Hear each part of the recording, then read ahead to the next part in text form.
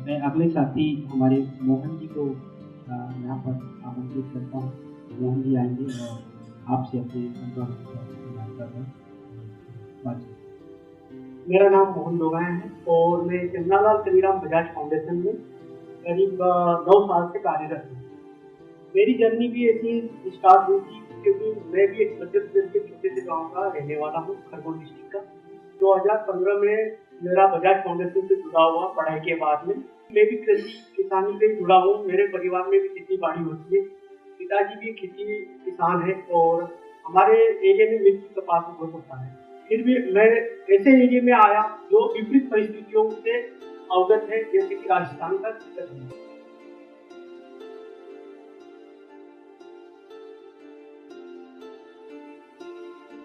सभी को सादर नमस्कार। आज परम पूज्य चौधरी चरण सिंह जी की जयंती भी है और किसान दिवस भी है। इसी उपलक्ष्य में आप सभी को पुनः किसान दिवस की हार्दिक शुभकामनाएं। मेरा नाम मोहन लोगाया है और मैं चंद्रालाल कनीराम बजाज फाउंडेशन में करीब 9 साल से कार्यरत हूँ। मेरी जर्नी भी ऐसी स्टार्ट हुई थी क्योंकि मैं भी एक मध्य प्रदेश के छोटे से गांव का रहने वाला हूँ, खरगोन डिस्ट्रिक्ट का। और करीब 2015 में मेरा बजाज फाउंडेशन से जुड़ा हुआ पढ़ाई के बाद में मेरा जुड़ाव इसलिए हुआ क्योंकि मैं भी कृषि किसानी से जुड़ा हूँ। मेरे परिवार में भी खेती बाड़ी होती है, पिताजी भी खेती किसान है और हमारे एरिया में मिर्ची कपास बहुत होता है। फिर भी मैं ऐसे एरिया में आया जो विपरीत परिस्थितियों से अवगत है, जैसे कि राजस्थान का सीकर जिला। यहाँ पर मेरा फाउंडेशन जो जमनालाल जी बजाज की सोच के ऊपर कार्यरत है कि कैसे किसानों को आत्मनिर्भर बनाया जाए और उस आत्मनिर्भरता की ओर आगे बढ़ाया जाए, जिसपे हम कई प्रकार की गतिविधियों पर कार्य करते हैं। जैसे कि एक छोटा सा मैं उदाहरण दूं कि हमारे सीकर जिले का डार्क जोन पानी होता जा रहा है नीचे जमीन में, तो ट्रस्ट की एक बहुत बड़ी योजना हमारी चल रही है। मेरी वो कहानी भी इस बुकलेट में आई है।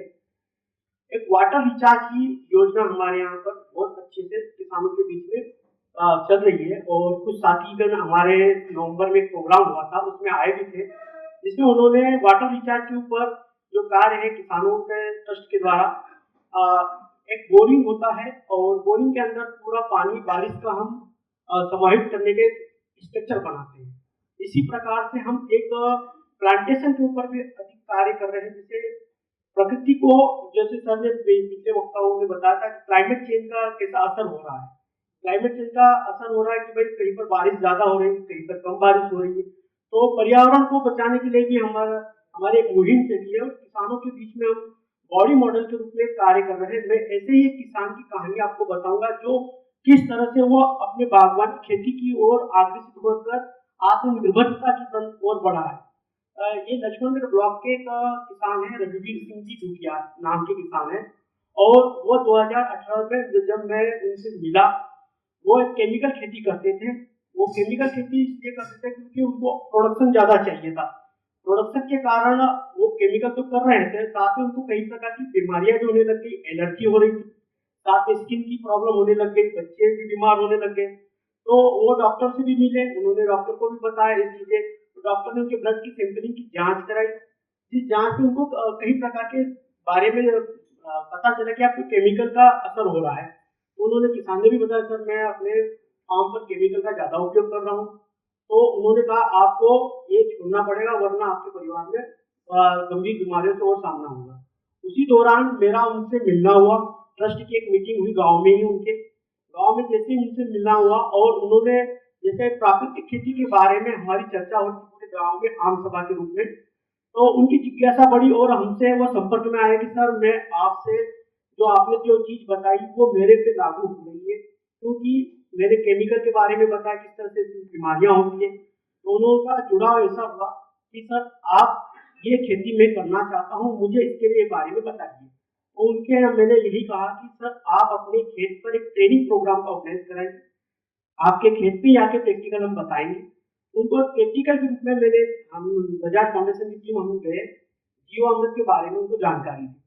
जैसे वो जीवामृत और घन जीवामृत 10 पन्नी आदि के बारे में समझे, सोचा, फिर उन्होंने 10-15 दिन तक थोड़ा उनका भी लगा कि कैसे इससे फायदा हो सकता है भाई, क्योंकि पहली बार रहता है कि केमिकल के मुकाबले ये चीज क्या फायदा करेगी। पर उनका मन बना दिया कि जैसे जहर खाने से अच्छा है कि मैं इसके ऊपर कार्य करूं। उन्होंने अपने आधे खेत पे वो काम चालू किया प्राकृतिक खेती का, 4 बीघा खेत था। तो उन्होंने फिर जैसे उन्होंने आधे खेत पे काम चालू किया, रबी की फसल में उन्होंने गेहूं में वो डालना चालू किया। और एक सीजन निकल गया, जैसे गेहूं चना उनका निकला, उन्होंने उसको खाया, उनको अच्छा लगा एक स्टेप भी।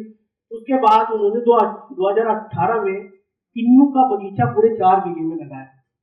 4 बीघे में लगाया क्योंकि ट्रेडिशनल जो बाजरे मूंग मोट की फसल हो रही थी उनसे उनकी इनकम नहीं बढ़ रही थी। इनकम बढ़ाना भी एक सोर्स था। तो उन्होंने कुछ किसानों से बाहर जाके हमारे एक्सपोजर विजिट में उन्होंने सीखा। तो बाजरे के अलावा उन्होंने किन्नू के बगीचा लगाया और किन्नू के बगीचे में उन्होंने फुल टाइम जीवामृत, घनजीवामृत, 10 का उपयोग किया लगातार। तो उससे क्या हुआ, आसपास के जो किसान जिन्होंने बगीचा लगाया था उनके बगीचे के मुकाबले उनके बगीचे का जो फल था किन्नू का साइज भी बड़ा था, टेस्ट भी अच्छा था। तो मार्केट में उनका रेट अच्छा मिला और हम उनके लिए एक मार्केट अवेलेबल भी हमने करवाया था। लक्ष्मणगढ़ में भी कहीं बड़े बड़े लोगों से मिलाकर के उनको जोड़ा गया। इससे क्या हुआ, किसान को पहले साल में करीब 3.5 लाख रुपए का किन्नू बेचा उन्होंने। और खर्चा क्या आया उनका, मिनिमम 10 से 15 हजार रुपए का खर्चा आया स्टार्टिंग में। तो प्लांट की तो कीमत लगी, पर जो खर्चे की जो कह रहे थे अपन केमिकल खाद दवाइयाँ वो हटा करके उन्होंने सिर्फ ओनली जीवामृत का ही उपयोग किया। इससे ये फायदा हुआ कि वो आगे बढ़ते रहे, अपनी तरक्की करे, फिर ट्रैक्टर खरीदा, फिर अपने बच्चे की शादी करी। तो इस तरह से एक इनकम जनरेशन एक्टिविटी की ओर आगे बढ़े, अपना पैसा भी बढ़ाया।